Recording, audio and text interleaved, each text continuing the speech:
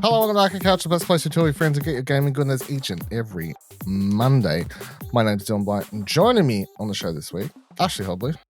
Hey Dylan, excited to be here in this year of cancellations. Just cancelling everything.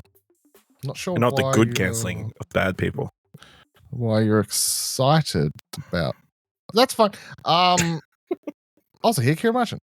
Welcome, listeners. We're recording live from the EN Manor. We've got a whole Parisian manor that we work out of. It's got a nice courtyard that we can go to lunch in. Sometimes we're working in our offices and there's a nice person playing an organ to one side for no reason. It's a good place to be. Is this a Claire obscure? Yeah. It's fucking insane. Yeah. They have a manor. I was like, the fuck? This is insane. I will say, yeah, because we'll talk about that in a minute. But I too was like, you know, you're watching it and your brain just goes, I don't think, because you're used to seeing, like, obviously, I feel like most game studios from the outside. Lots of glass. Lots of glass offices. Lots of warehouses. Yeah. Repurposed warehouses. Mm-hmm. Yeah. Very much. So when they start and, like, you see the outside, you're like, oh, yeah. But then when they go on the inside and the camera, like, at one stage, like, sort of pans backwards and you see, like, an archway and a door and it just looks like they're crowded around, like, a table, like, in the dining room. And I was like, they're literally just in a mansion or some shit. Mm. Good for them. They probably don't have normal houses there, I guess. What? What? No. Are you saying that they all sleep at that manor? They're all living in that manor, making the I game? assume they all live in similar houses like that. Yeah. You know? What? That's No. That's a poor person's house. No. That's what Poor all person's house houses is are. much smaller. All right, we are talking about the Xbox Developer Direct, which I'm sorry. Kieran is just bewildered by your lack of knowledge about real estate. Oh, don't worry. My lack of real estate's the half of my problems. We are talking about the Xbox Developer Direct, the first one for 2025, aired this morning as of recording. Woke up bright and early and watched it. I presume you watched it before or after work. I'm going to guess after work for both. Yeah, Before I work. literally stopped. Before or after? I literally finished it and jumped on this call. No, I got one out too.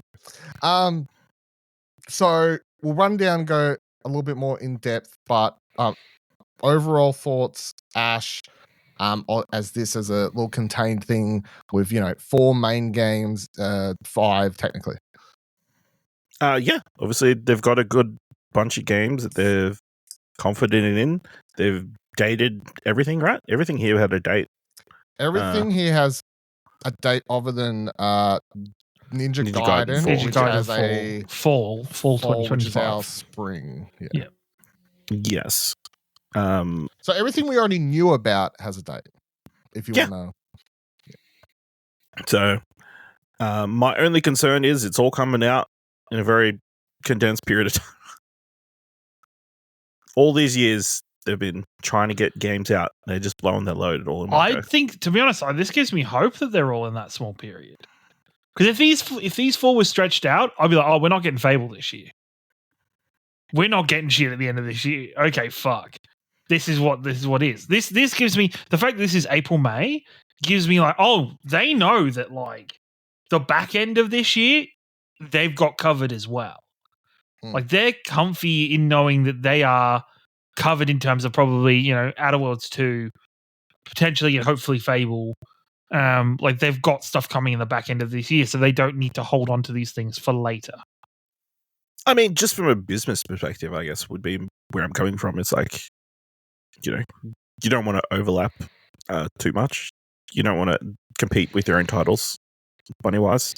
And then from a Game Pass perspective, it would make more sense to have like one new release each month so people stay. But before this is Avowed is March or is Avowed Feb? Avowed is a couple weeks away, basically. Yeah, okay. So Avowed is mid-Feb. And they have something in March as well, right? Like there's something else Don't think so. lingering in March. If not, there's space between them because maybe they just think Avowed is enough.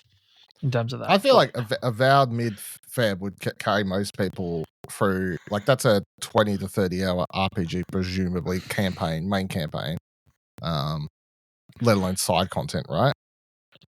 You know, they'll carry you through to at least mid-March, if that's like that'll most be people.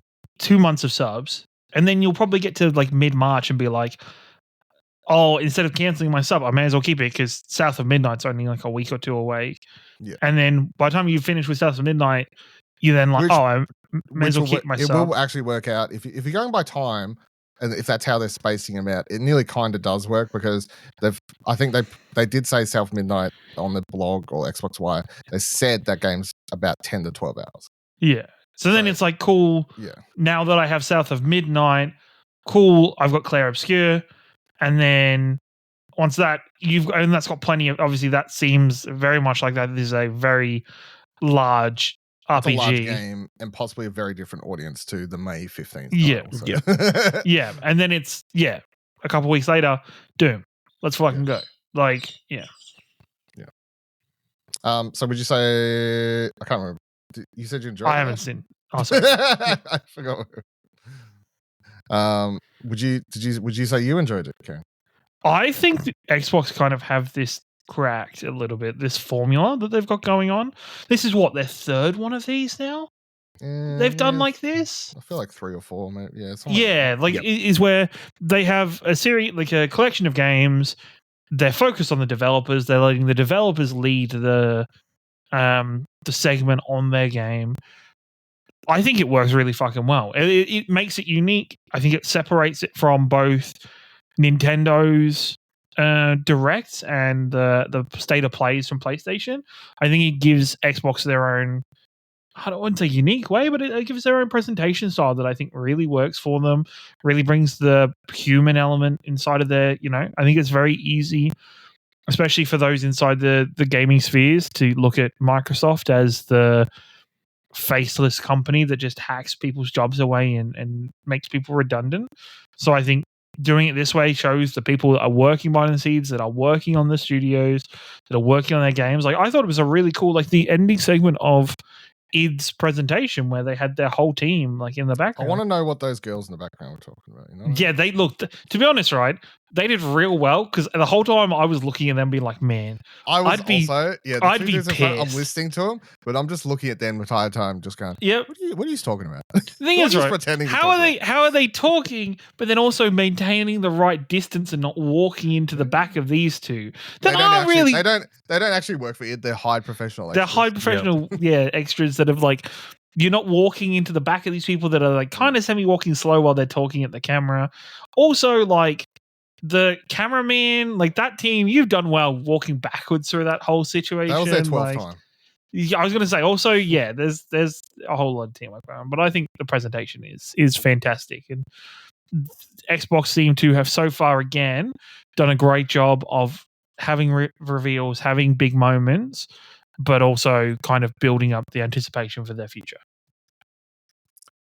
I very much enjoy this structure of like, we're going to give you a trailer and we're going to give you a reveal, but we're going to let the developers talk about it, and it comes across less PR-y if you have Phil just talking about it, or a random voiceover, sort of like Nintendo does, I guess, even that sort of thing. In this latest entry in the beloved franchise, like it's you've got the actual people being like, Ninja Gaiden is a franchise we know fans have been wanting for ages. We're really excited to bring it to you. And of course, it's like a level of like everything's like scripted, but still, it's the people making it, so at least there's a level of something to it, So I do like. Okay, so let's go through it then. So it kicked off with the reveal of Ninja Gaiden 4. It is coming this spring to Xbox PC and PlayStation 5. Of course, everything that we're talking about in the show is coming to Game Pass day and date. That's sort of the bit. This game is picks up after the third one, although they said it's a very long time between the third game and this game. You're playing as a new hero, ninja character person. The character, look, to be honest, I haven't played any Ninja Gaiden games, going to be completely honest. They said the character from the other 3 games, they're in this. You'll play as them as well, but also they're like a person that's against you. it's half Koei Tecmo, half Team Ninja with a big old sprinkling of Platinum games. I think the gameplay segments where they're talking about, big moves that like kill enemies and you're like hack and slashing your way through it. I'm like, well, that's Platinum. And then they're like, and then there's fights where it'll be 1v1 and you go do lots of counters and stuff. I'm like, okay, well, that's the Team Ninja shit, I guess. Kieran, have you played any? I've dabbled in Ninja Gaiden games. I think like the aesthetic of Ryu Hayabusa, like the protagonist from the games, is very on brand for the kind of edgy shit that I like. I think this, like, to be honest, like I'm watching this game and watching the Neo Tokyo kind of setting, I was like, oh shit, somebody from their team totally saw Ghost Runner and was like, let's do that shit, but with Ninja Gaiden, a third-person action game. And works really fucking well. And it works very interesting. And I'm very interested to see how the game and the narrative plays out, because the sections that had Hayabusa in them was very almost like looked very closer to the old style, where it was that kind of more feudal Japan, or kind of the more naturistic kind of version of Japan in Tokyo. So how does that mesh into this kind of Tokyo that's been kind of ruined by this acid or necrotic rains that's happened? I'm so confused watching this, where they were like, it's a dragon and the rain and now long dark and all this stuff. I'm like, what am I watching? So one of my prediction for the narrative is like the dragon died, but the corpse of the dragon has shifted the world around it into like necrotic energy and stuff like that. Is what I would guess, because it's a very common trait in Japanese storytelling for stuff like that to happen. Yeah. Ash, Ninja Gaiden do anything for you? Not particularly, but that's not my style of game. So, but yeah, I think you nailed it on the head. I think they saw the success of Ghost Runner, and they're like, "Do we have a property that's like Ghost Runner? Oh yeah, Ninja Gaiden. Let's do that." I cannot believe it's been 13 years between these games. That's crazy. Like, that is a dormant franchise, So what? That was like PS3 era. Yeah. Ninja Gaiden 3 was PS3. They've released like a collection, and they've released a like Ninja Gaiden 3 like something. It wasn't black, but something. But there has not been a proper release since. It's crazy. Rockstar has released 2 games in that time. Insane. I mean, obviously the studios have done other stuff, but it's just like, yeah. Well, finally they got rid of the fucking monkey on their back at Platinum of having to fucking work on Bayonetta 3 under duress. So, they've finally get to do stuff that they want to do. Like, hey, let's stop chasing this Soulsborne genre thing. Let's do what we're best at. What we started. Ninja Gaiden 2 Black remaster, basically, I guess, of the second game. Any temptation to download and give that a go, Kieran? Not really, but then again, like it's one of those things where I think it's really cool that they had a shadow drop, that they had a let's fucking go drop. Like it's because I think that's the thing is, I guess it capitalized on, yes, this game in the developer showcase is the furthest one out. This one is probably the one where we're revealing it. We might be talking about it to this extent, maybe a little bit early. We don't have much of footage. How do we capitalize on the interest of, okay, people want to try Ninja Gaiden now. They want to be involved in the franchise and learn about the IP a little bit more. Boom. Fucking Ninja Gaiden 2 Black. Let's go. Fully a remastered version of the game that was released, as I said, in 2008 originally. We were all just babies then, apart from Ash, he was 46. But Ash was 46, yeah. Yeah, I'd been in Australia for like a year at that point. Oh, we're still talking like, oi, gov. Yeah. Wear the accent out, Yeah. Very good. All right, then we got into South of Midnight next, over at Compulsion Games. Key information given in this segment was, I think, a little bit about the story. We now know, so it's the storm's coming. The main character Hazel, her and her mother are arguing. Her house just fucking goes off. Her fucking house just went fucking bang. Goes. And then she sort of enters Wonderland, I guess. She meets the giant. I can't remember what it was. I don't know if it's Wonderland or it's actually the world they live in. Well, yeah, I guess that's she meets the dude. What was it? It was a toad? No. What is the thing? It's like it's like a big kind of it's not like a snake, but it's like something like that, because it's just like a head and a neck. It reminds you of it's like a Mississippi version of of the world snake. She meets the Cheshire cat, yeah, and then that thing's like, hey, you're a weaver, which is basically you got access to magical abilities. And then it shows some bad guys. One's like a spider chick. There's a giant crocodile. Talked a bit about the art style and the stop motion animation, Southern Gothic and Southern fairy tale inspirations. I mean, I really liked everything I saw here. I'm very keen for this game, a single player adventure. It's definitely not like something with I can't say we've seen this sort of story and stuff in a game before. I'm pretty keen for this. Ash, what do you? No, it definitely looks cool, and obviously the 12-hour time length is enticing just to dive in, have a fun adventure. Done. I guess it'll just be how the combat feels. It's hard to tell from just watching it. Obviously they're talking about you gotta whip it magic. Good. You got to whip them good. You got magic spells, and certain spells will work against some things, but when it's great against other things, and cooldowns and all this stuff, is it all going to cohesively come together and be like a fun thing to play, or are we just going to force through the combat and try and get through to enjoy the story? I don't know. That's my only concern. But yeah, everything else looks fantastic. I really like the animation style, the designs, the idea of this Gothic, based on Gothic stories of the South, which isn't really something you hear about in most media. Even films, I haven't heard many. Not any films you're watching. Yeah, why? Where are the rom-coms with studying Gothic figures? In the South. Yeah. Kieran, what do you think? I'm excited. I think this looks fantastic. I think it's interesting to point out this, unlike I don't think we mentioned it, but Ninja Gaiden was confirmed as coming out on PlayStation. This one is only Xbox and PC, day and date. Yes, currently. Currently, Xbox and PC currently, but who knows with the PlayStation? It probably gets a later release, right? Yeah. Probably. I think because it is a smaller, unknown title, they don't feel like they need to do day and date. And I was actually, that was my only apprehension about this game, was the combat, and because it looked like in everything I'd read was from people who had kind of previewed it, was you go into small arenas, you do a fight, and you keep going. So I was maybe a little that doesn't sound amazing. That looks a lot more fun than what I had thought. So I guess it's already a positive.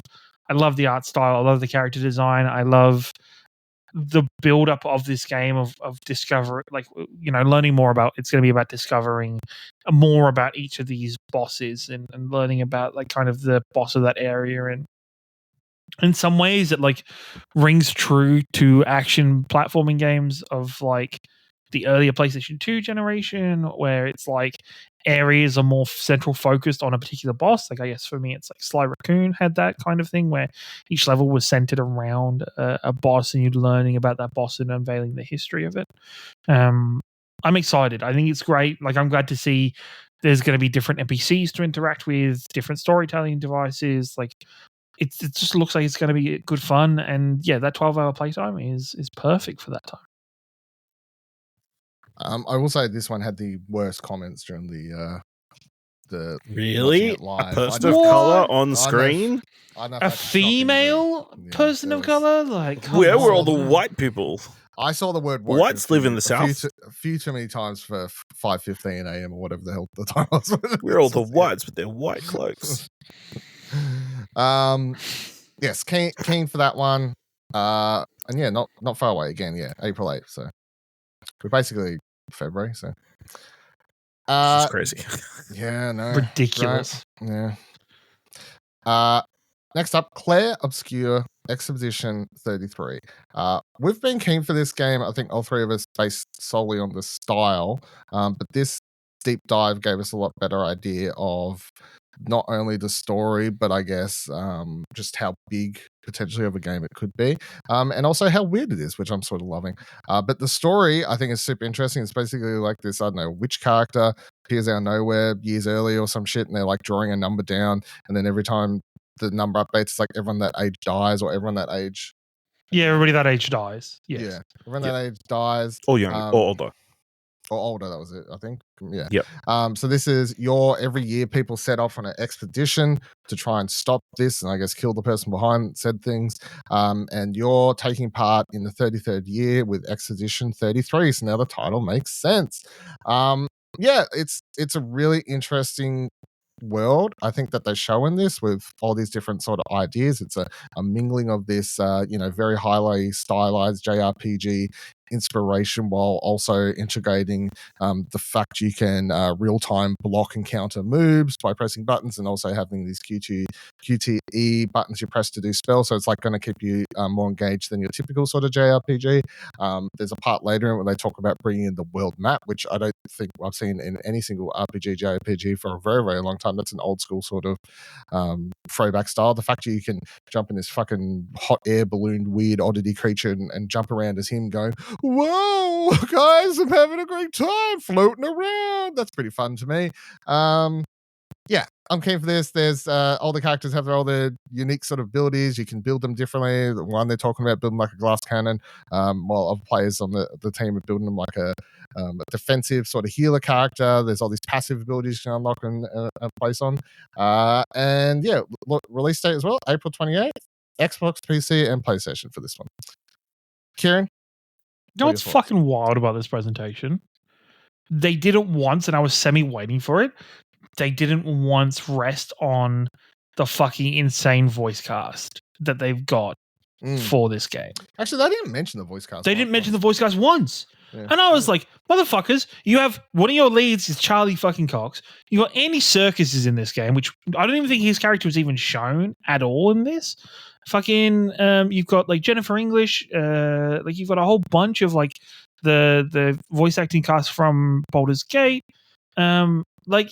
Fucking Ben Starr is in this, Devorah Wild.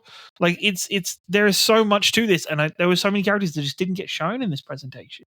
It just focused on like the main like four or like the four characters, and that's great. Like that's awesome. Like that means that there's so much to this game that they didn't need to show you absolutely everything to it. Like I think it like the extent of this game, for whatever reason, it hadn't clicked for me. That this is going to be like, hopefully, fingers crossed, like an 80-hour experience. Well, like, you won't finish it. I finished Persona 5 Royal. Ashley hasn't even done that. That's the one thing you hang on Ash, and I do. I love it. Every time it comes up, you hang it on Ash like the best. I do. I make sure of it. Like fucking Persona 5 Royal is probably one of my proudest games I've ever beaten. Is that game? So and finished. So, but like, I'm just so excited for it now, and the more I see, the more interesting it gets. The more detail there is. It isn't just a fancy UI. It is the deepness of the characters, the humanity behind each character, the depth of the world. You know, before this showcase, we had never seen any of these like puppet-like characters that are forming like the rest of the party and stuff, and giving us more personality to the world. I like that dude who's like, this guy can like he can take characters and turn into them. I found a leg. I was like, okay, so the game's got humor. That's yeah. Like every other trailer before that, you're like, this shit is serious. This game is fucking serious. It's fucking depressing. What game am I thinking of? Hellblade. The Final Fantasy Origins. Oh yeah. Chaos. Yeah, Chaos. That one. Yeah. That one was super serious. Yeah. Good shit, Ash. They played it super serious, is what I mean. Yeah, looks fantastic. My only criticism is, I don't like the kind of the talk around turn-based games that this is instigating. People are like, oh, finally, I can do something during these turn-based games.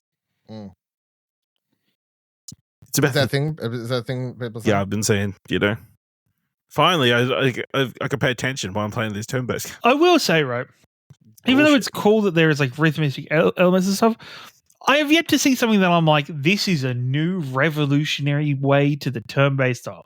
I've seen fucking turn-based games where the attacks have button prompts, Yeah. where there are big numbers, where the whole UI is fucking. Listen, is we all pretty much know Persona's UI. Pokemon, the number one turn-based game. If you hit the button right as the Pokeball hits the Pokemon, you got a great chance of getting that Pokemon. Actually, you want some shit today. You want some That's absolute a known fact, shit. right? I don't think it is. You got a whole B in. Yeah. Yeah. Oh God. It's like that. My uncle who works for Nintendo told me. But yeah, looks fantastic. Looks wild. It'll be interesting. Like switch. It looks like you'll be switching between characters. Like how does that work? You switch a couple times, yeah. Mm-hmm. How does that work narratively? Is it all the time? You can just pick whoever you want to play as all the time, or is it for certain sections? Well, I'm excited to find out. Yeah. So there are. I don't think that's anything to. I wouldn't overthink it. Plenty of RPGs, JRPGs throughout the years have elements. Final Fantasy 13. Characters. Yeah. I was thinking like one of my favorite games that I played the fuck off growing up. Right. That this game's inspired by Final Fantasy 9. There are several times in that where the characters disappear for a while. They'll come back to your party, and I don't know if they're always the same level or it's like based on how. I think they're always the same level, but it's like they'll have some XP boosts. They might have a new piece of gear. It'll be like, hey guys, I haven't seen you. You know what I mean? Like it's just characters game. It's fine. It's also kind Steiner, of. that's the character, the knight from Final Fantasy 9. Oh, Yeah. Steiner does disappear for a while. Doesn't Is it? It's not Vega. The wizard disappears for a while, doesn't he? At one point as well. Yes, he stays with these people for a little. Vivi, isn't it? Vivi in Final Fantasy 9. Yeah, exactly. Yeah. The character that is definitely not about being a person of color. I'm just saying, people debate all the time what that character's story is. I'm telling you right now, I've always read that, even as a young kid. That is a person of color. And the game's their experiences, Okay. Oh, I'm just saying. I'm just excited that to me it's wild that this game is. I can't remember looking at it. Is this game Xbox only or is it on PlayStation? No, Xbox, as well? PC, No, it's on everything. Yeah. It's on everything. Okay. It's on everything. It will be on Game Pass though. Yes. I don't know. I just think it's wild that this game is featured on Game Pass and is so heavily kind of Xbox coded now. Xbox has some deal with them and maybe has injected some money into them. Samful Interactive, I would assume, because it's always been marketed as and revealed in an Xbox event and always been shown up. They scouted them early and everything like that. But yeah, it is still coming to PlayStation. So. Even just as a general comment as well, like the game itself looks so stylish. There wasn't a camera, like a camera shot out of place. There wasn't anything that looked ugly, but that attention to detail was also the same in their camera choices for their real life, the developers and stuff like that. Like how, like the color grading, how was presented, the cinematic to it. Like it was. To be honest, out of the four of them, I actually think this was potentially the strongest out of the four. I think we should nominate this segment for an Emmy. I'm all for it. Yeah, one of the short form. Yeah, short form digital Emmys. Yeah. There we go. Yes, keen for that. I will say, as your 80-hour thing, I'm hoping it falls more. I'm hoping more people take the hint that, like, there's the option, and by that I mean, hey, 20-30 hour. If you don't want to, like, I don't mean beeline it, but if you do a little bit of this, a little bit of that, mostly story, 20-30 hours. And then for the people who are like, I want to unlock all the ultimate weapons, delete all the secret bosses that they're talking about, all that classic JRPG shit, there's your 80 hours. You know what I mean? If they're like, you need to spend 80 hours to beat the story because this is fucking like every Yakuza game that I've started playing, then you buckle up, Barry, Sorry, Barry. Didn't mean to throw you under the bus. The final game in the show was Doom, The Dark Ages. Id Software's latest Doom game. Of course, this one is a prequel to the 2016 Doom game. I forgot what year came out. Isn't it a prequel to all Doom games? Well, Doom no, because chronology. So yeah, no, it doesn't prequel the original Dooms. Yeah, I don't know.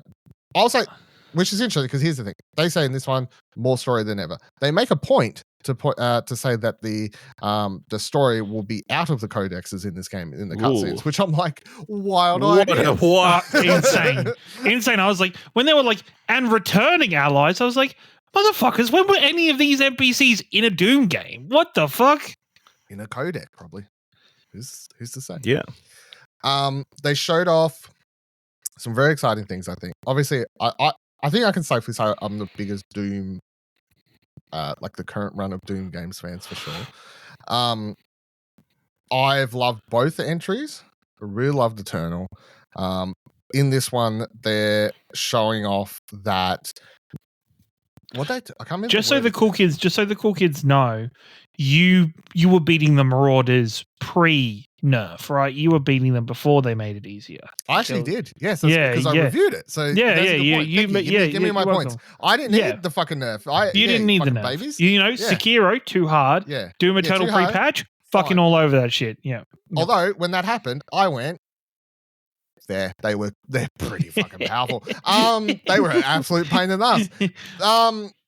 Yeah, so this one, they talk about how Doom was the reboot. They're like run and gun. The second one was like jump and shoot. And this one, they're like stand and fight, I think was the wording. Mm-hmm. So you've got a shield. You can counter attacks. You can throw the shield at people. They make a point to really point out how everything's on one button, which I think is a worthwhile point because Eternal, with all its different things, chainsaw, melee, the different guns, all these different things, like there's so many buttons that you end up like. I played it on PC and I was still like fucking like turning my hand sideways trying to make sure that I can press all the goddamn buttons.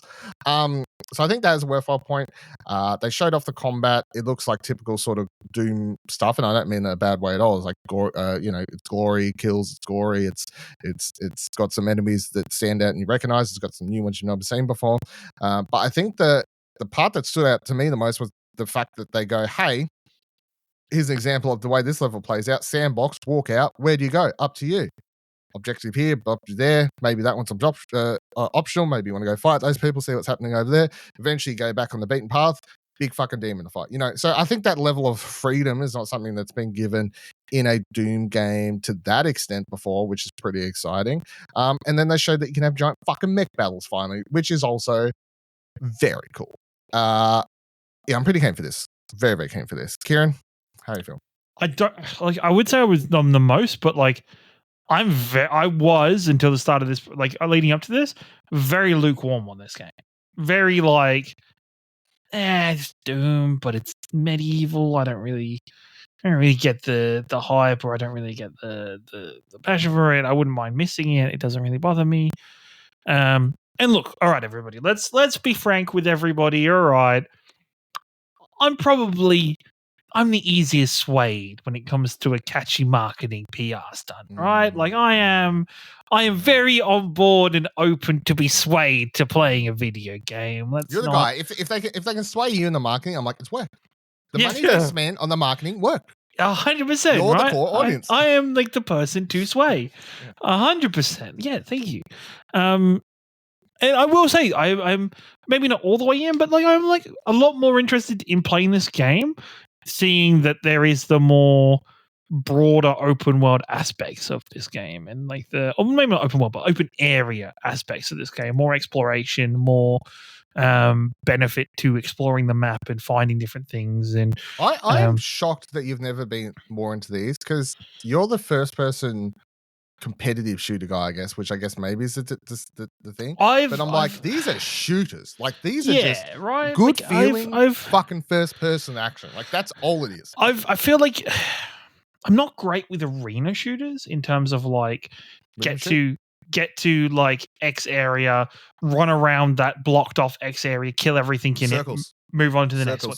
To me, that isn't interesting. Like that doesn't hook me. So to see that this potentially isn't so much that, like it'll probably definitely have that element, but like the fact that I can run off the fucking unbeaten path and go find like a little dungeon or a little mine that's like filled with fucking creatures to kill, or like a upgrade or something in a different area, that to me, I'm like, fuck yeah, that's fun. That looks cool. That looks interesting.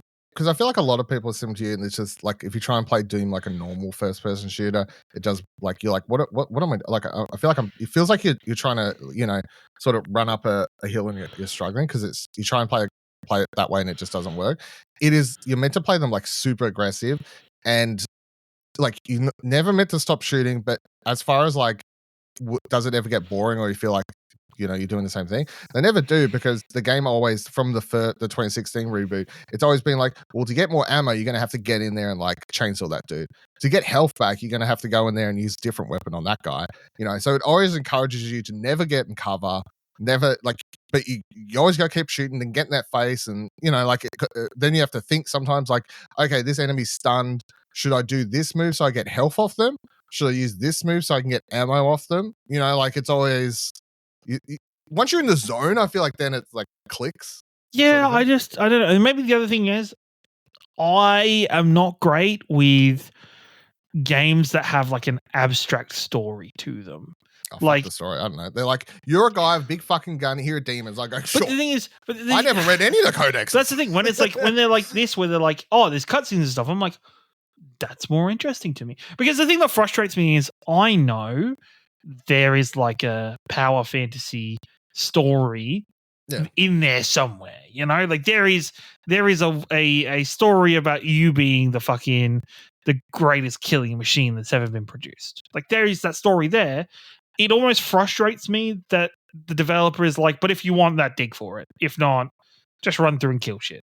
It's a very it's a bro shooter game. It's like, who gives a fuck about the story? We're just here to kill fucking demons, which man. doesn't that doesn't capture me. Like it doesn't get me hyped or get me over the moon. The example I think I ever saw of someone just like, so I remember Andy Cortez uploaded a clip of him like streaming the start of Doom Eternal, and it's just like the music like kicks in, it's like he like wakes up, picks up the shotgun. I don't know where the fuck he is. Neither did Andy. Who knows what's going on? He jumps through a portal. He ends up in some fucking other fancy land. Who knows what the hell's going on? I just remember Andy being like, comes up as like Doom Eternal. He's like, fuck yeah. Like that's the that's the game. It's a vibe. It's a heavy metal vibe. Also, music for this one. I can't remember the band's name, but they've done the Borderlands 3 soundtrack. Something with an F, like Future Point or something like that. People are still yelling about Mick Gordon, but I'm like, at this stage, honestly, let's just move on. Like, I don't know. Ash, got any thoughts on Doom? Looks like Doom, except medieval.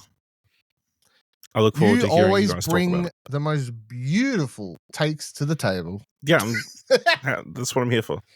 Thank you. I don't think anybody's just outright said it. It looks like Doom. No one has said that as simplistic as you. I will say there is nothing like Doom that knows how to use almost the most real estate physically possible for just the gun model. Because there is like off-screen real estate, almost a quarter of that is gun. And now guns. The other third, like part of the other third is shield. Like there's a lot of screen real estate just taken with the gun and the shield. These are normal Smart, size then guns. You don't have to animate the stuff behind it. Yeah, but these are normal size guns. What happens if you get the BFG in this game, which I presume you do? Yeah. That's a big fucking But the thing is, you get the big gun when you're a mech. I will say, I wasn't that hyped about the mech stuff because I don't know. There was something off. I am. Fuck you, Dylan. No, for me, it looked like there was something off in terms of like the impact when he was punching stuff. Where I was like, it doesn't feel like there is a weighty punch there. Like it doesn't look like. Like this is sometimes the benefit of like playing these on a DualSense, I guess, or something like that. If that shit has some haptics, I'm like, that's fair. The haptics for that, maybe keyboard and mouse is better for the rest of the game, but those kind of switch over to playing the Titan stuff with the DualSense controller and the element to it. So, how about the flying the cyber? Looks good. Looks fun. Dragon. The only thing is, it just depends on how it controls. It depends how twitchy it is. If it is natively fucking inverted, like. Natively inverted. Yeah. 9 out of 10. Yep. Very good. All I know is I looked up because I remember I gave last Doom game a 9.5. How will they get this one to a 10 out of 10? You know what I mean? That's the real question. I think we all have to consider here. All right, so that was the Xbox showcase. Just two other main stories I wanted to quickly touch base on. This one's important to you, Ash. Earthblade has been cancelled by Extremely OK. Shit. In a post on the developer's website, they shared the sad news that Earthblade was indeed cancelled. They'd come to this decision in December, but decided to wait until sharing the news. So quote, we eventually reached a resolution. So they were talking about how it being about IP rights between some of the different people. We eventually reached a resolution, but both parties also agreed in the end that we should go our separate ways. Pedro is now working his new game Neverway, which you should check out. We've played this, very promising. If you were excited about Earthblade and angry about its cancellation, Pedro and Neverway team aren't the enemy, and anyone who treats them as such isn't welcome in the XOK community. So the team is back to prototyping and wants to work on smaller projects. Ash? Yeah. No more hashtag. No, yeah. 2020. Listen, I saw Buddy yesterday.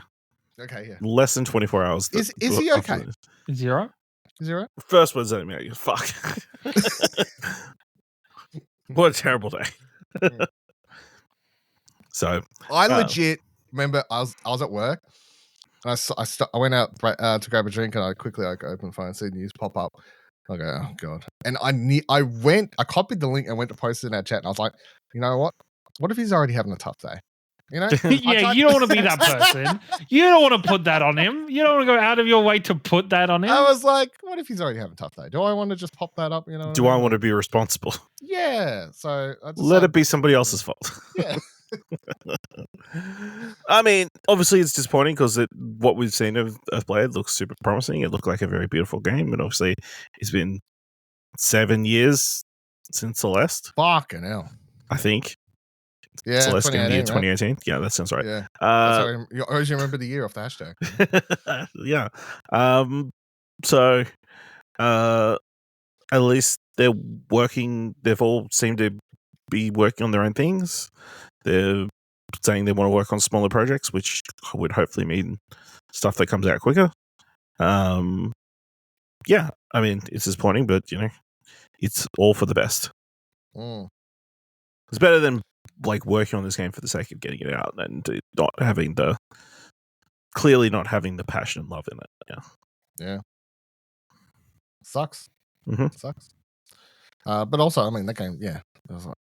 It gets to the stage where you start wondering what's going on, and I guess now we know. So, wait until it comes out that the Team Cherry team are also having IP. Yeah, I mean that's the question. Now you have to question every single indie game that's been taken forever to come out. Yeah. Hollow Knight, that's a replace game. Is that it? What's happening with that team? Yeah, all this. There'd be a fucking riot if it was Hollow Knight. If Silksong got cancelled, holy shit! It's yeah. Oh, no, I don't. Yeah, I feel like we're putting it out to the world, by saying it. And then the other prominent piece of news that I guess industry news happened this week was President and founder of Insomniac Games, Ted Price, announced his retirement this morning. After he wrote on a blog saying, after having an incredible fortune to enjoy such a fulfilling career in games, I'll be retiring from the industry at the end of March. Alongside the news of retirement, Ted Price shared that Chad Deserman, Brian Schneider, and Jen Hyung would become co-studio heads at Insomniac Games. Well deserved. I don't really have any. I mean, I don't think it affects Insomniac Games at all. They're a very well-oiled machine with a lot of long tenured people there in prominent positions. I think that's a known fact. That's how come that studio is able to put out as many games of high quality as they do, because of the sort of team that they have there. They're a very well-functioning machine. And Ted Price, 30 years working there. It'll be interesting to see what he moves to, because he said retirement from the games industry. He talks about further in the blog, talking about how he's looking forward to just playing games without being worried about having to spot bugs and all this sort of stuff. So very well deserved. But, a big name, I guess, lost sounds like he's dead or something, but lost from the PlayStation ecosystem especially. So any thoughts on that, Ash?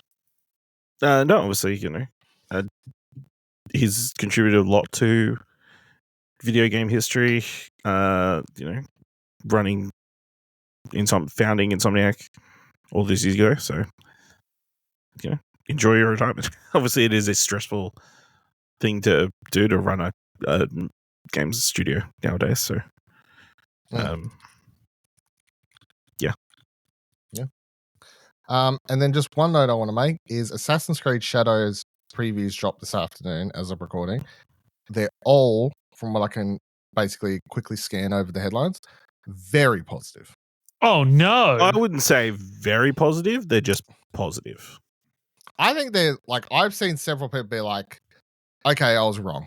like this is better than I thought it would be, or I haven't seen a negative one. Is the important thing.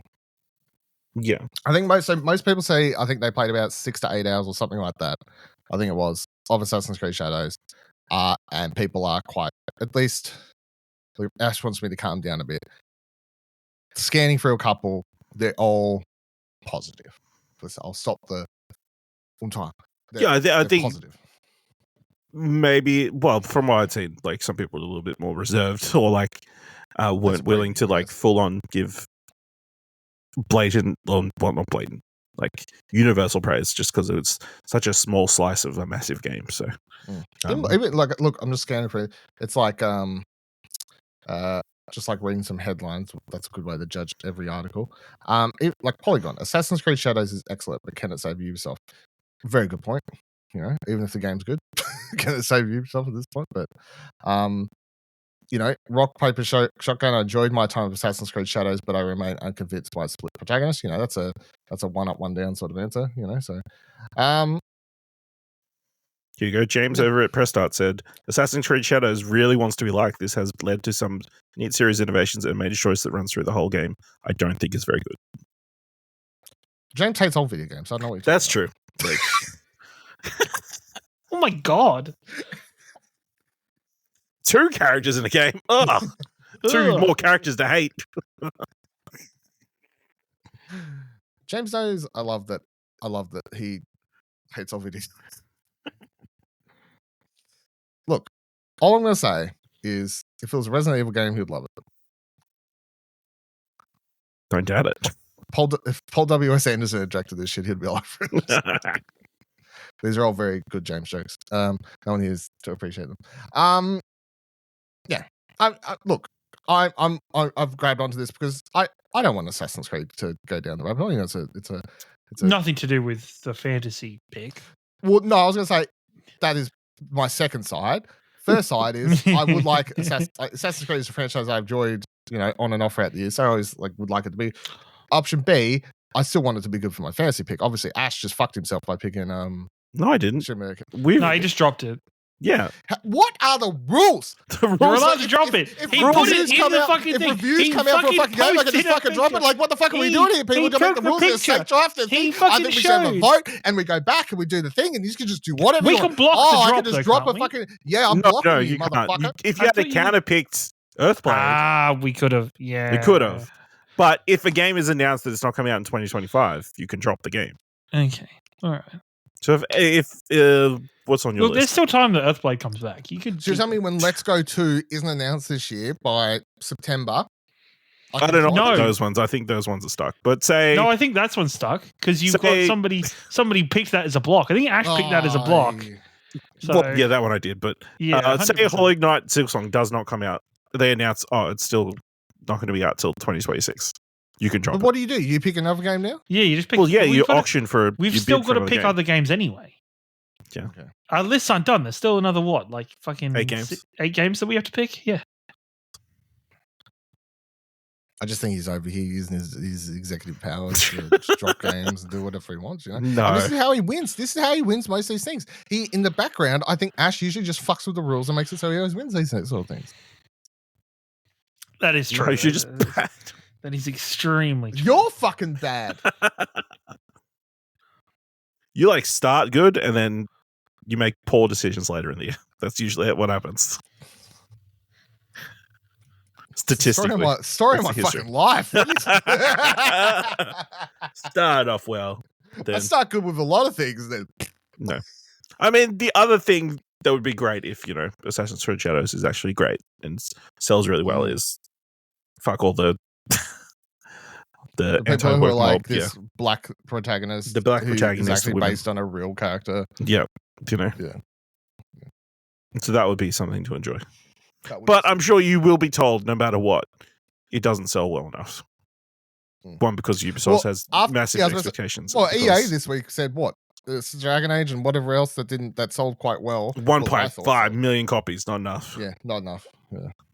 The bar's too high, man. Games cost too much. This is the problem. Games cost too much. Just make smaller games. We need to cancel all these games that are taking up other people's time. We need to get rid of Roblox, get rid of Fortnite, people have to play more variety games. I mean, I'm not against it. I feel like it would wipe out games that Kieran usually, the genre that he usually likes, but I'm not against Sorry, it. the games I usually like do not fit in with Fortnite and Roblox. Well, like live service games. I like That's true. multiplayer. If we wiped out live service games. Competitive multiplayer games. I mean, the industry is actively trying to wipe out live service games. No, the industry is actively trying to make live service games live. I want to run down quickly before we end the episode. Sure. What video games are releasing in February. As I'm reading from the list on exposurenetwork.com. Great website. Please, as I read through the list, I would like you to ideally give me between 1 to 3 things you're excited for this month. Reading from the top. February 1st, Citizen Sleeper 2. February 2nd, Spirit Swap Lo-Fi Beats 3 to match 2. Blood Bar Tycoon. February 5th, Kingdom Come Deliverance 2. February 6th, While Waiting. February 7th, Big Helmet Heroes. Border Pioneer. Slender Threads. February 12th, Sid Meier's Civilization 7. February 13th, Urban Myth Dissolution Center. February 15th, Date Everything. Legend of Heroes Trials Through Daybreak 2. Tomb Raider 4 to 6 Remastered. Games included Tomb Raider Last Revelation, Tomb Raider Chronicles, Tomb Raider The Angel of Darkness, Afterlove EP, February 18th, Lost Records, Bloom and Rage, Tape 1, February 19th, Avowed, February 20th, the PlayStation Midnight Black Collection releases, February 21st, Like a Dragon, Pirate Yakuza in Hawaii, February 27th, Hollywood Animal, February 28th, Yu-Gi-Oh! Early Days Collection, Kaiser Punk, and Monster Hunter Wilds. Ash, what has taken your video game pickle this Well, month? number one is clearly Like a Dragon Pirate Yakuza in Hawaii. Like, Yeah, I thought you was about to make a joke, but that's your actual answer, yes. The way you set it up, like number one is obviously, I'm like, yeah, what's your fucking... it is obviously the correct answer. Yeah. You know, number two, probably Avowed. No, that's exciting. Then number three, I want to play this Hollywood Animal game. Had you heard of this before I put it in this I list? believe I'd seen the name before in that art style. But yeah, take the helm of a major Hollywood studio at the dawn of the sound of cinema. Yeah. Sounds like a good time. Because if there's any weird titles in these lists, whenever I post up like games upcoming, all the random indie ones are usually because I'm like, that's different or that's intriguing and something. I hadn't heard of that until I was like looking through like upcoming games, and I was like, I'll play that Hollywood like a. I have a feeling I downloaded the demo for that at some point and just never got around to playing it. Yeah, okay. But yes, I too, that took my eye. Yeah, so it's sort of hard because I'd say the number one game I'm most interested in playing is actually Yakuza, but I'm still undetermined if I want to play it because I doubt I've finished. No. Hold off, young one. Hold off. No, it's fine. It's not going anywhere. Exactly. You know what I mean? Exactly. Yeah, no. You'll end up spoiling yourself. Of what? The end of Infinite Wealth if you start playing Pirate Yakuza. Then I'll go Monster Hunter Wilds because I would like to dive into my first, I guess, like at launch, join the Hunters big main title Monster Hunter game. And number three, sort of, I guess, boring pick, but yeah, we'll go Avowed as well. Because I do like the studio, and even though I don't really know much about this world that's set in the Pillars of Eternity franchise, I'm still hoping for a nice little 20-hour RPG. Kieran? I'll go 3 for 3 on the boring pick, Avowed. I think Avowed, Obsidian. Good shit. It's going to be good shit. We're excited. I'll go 2 Lost Records. I think another story-based RPG, story game, narrative heavy, especially featuring around music. We know that anytime we have these games, Life is Strange, Tell Me Why, those things, I find music's very important in them. So to have one that kind of has it kind of in the title is intriguing. And Kingdom Come Deliverance 2. Even though you're already playing it, Dylan, I think I am still an interesting world and gameplay element to dive back into. Very fair. I should note whenever, I guess, I can note this. If I noted I'm reviewing something and I can publicly say it, I'm never going to note if I'm excited for it. as a like because Yes, I think you can't. It's against. It would be skewing the before. Let's say I think the game's amazing or I think it's shit. I'm just going to leave it off the list either way. So, there are a couple of things on this I've also already started playing, but I chose to leave them off for the same reasons. But I can't tell you why. Anyway, cool, very good, very good. They'll do it for this week's episode of Arcade Couch. By the time you're listening to this, our top 30 video games best of list should be up. I plan on collecting us at some point next week to record our personal best of list. Now that will be an interesting episode to record, I actually think, because I think I've got enough games to get a top 10. I'll be intrigued to see if news can come to top 10s. is my big question. But look forward to listening to that soon and checking out all the best of content on explosionup.com. Of course, there's also top 30 TV shows, top 30 movies, and all the other top 10, top 30. I've done a few solo lists this year. Top 5 Australian games stuff. I did top 5 Australian games. That would be worthwhile checking out, amongst other things. So, cool. Catch you see you next week. Follow us on Blue Sky, explosionup.com, and check out the website again, explosionup.com. Goodbye.